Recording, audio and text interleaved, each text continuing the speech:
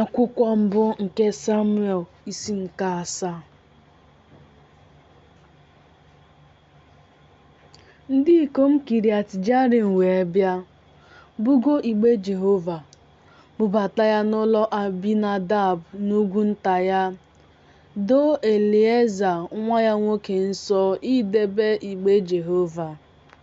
O ruo, site n'ụbọchị igbe ahụ nọdụrụ na Kiriat Jearim, n'ụbọchị bara ụba, o wee dị 100 afọ, ụlọ Izrel niile wee kwaso Jehova.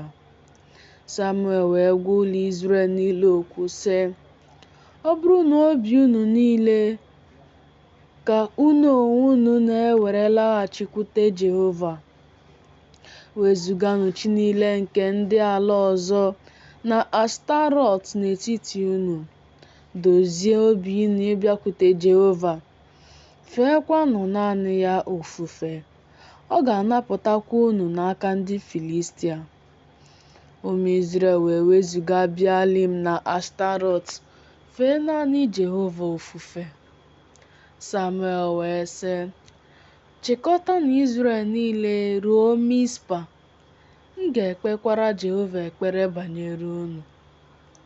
Ha wee chịkọta onwe ha ruo Mispa, sere mmiri, wụsị ya n'ihu Jehova, buo ọnụ n'ụbọchị ahụ, kwuo n'ebe ahụ sị, anyị emehiewo megide Jehova.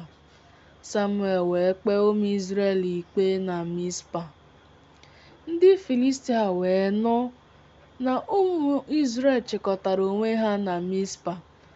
Ndị isi ndị Filistia wee rigo imegide Izrel. Ụmụ Izrel wee nụ ya, tụọ egwu ndị Filistia. Ụmụ Izrel wee sị Samuel, agbala nkịtị banyere anyị n'itiku Jehova bụ Chineke anyị mkpu, ka o wee zọpụta anyị n'aka ndị Filistia. Samuel wee were otu nwa atụrụ nke na-aṅụ ara, o wee suo ya ọkụ ka ọ bụrụ àjà nsure ọkụ a na-esurere Jehova. Samuel wee tikuo Jehova mkpu banyere Izrel. Jehova wee zaa ya.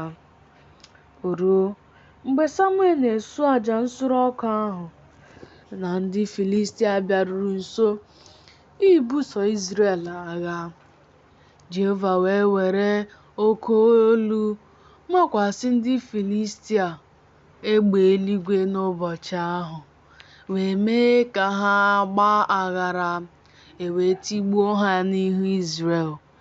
Ndị ikom Izrel wee si na Mispa pụta, chọọ ndị Filistia, tigbuo ha ruo okpuru Betka. Samuel wee were otu nkume doo ya n'etiti Mispa na Shen, kpọọ aha ya Ebeniza, sị, Jehova enyerewo anyị aka ruo ugbu a. E wee mee ka ndị Filistia ruru ala, ha abaghị ọzọ n'oke ala Izrel. Aka Jehova wee dịgide ndị Filistia ụbọchị niile nke Samuel. E wee nyeghachi Izrel obodo niile nke ndị Filistia nara Izrel, site n'Ekron wee ruo Gat. Oke ala ha ka Izrel napụtara n'aka ndị Filistia, ma udo dị n'etiti Izrel na ndị Amọrait. Samuel wee kpee Izrel ikpe n'ụbọchị niile nke ndụ ya. O wee na-eje gburugburu kwa afọ ruo Betel na Gilgal na Mispa. O wee kpee Izrel ikpe n'ụbọchị ahụ niile. Nlọta ya bụ na Rema, n'ihi na n'ebe ahụ ka ụlọ ya dị. Ọ bụkwa n'ebe ahụ ka o kpere Izrel ikpe. O wee wuore Jehova ebe ịchụ àjà n'ebe ahụ.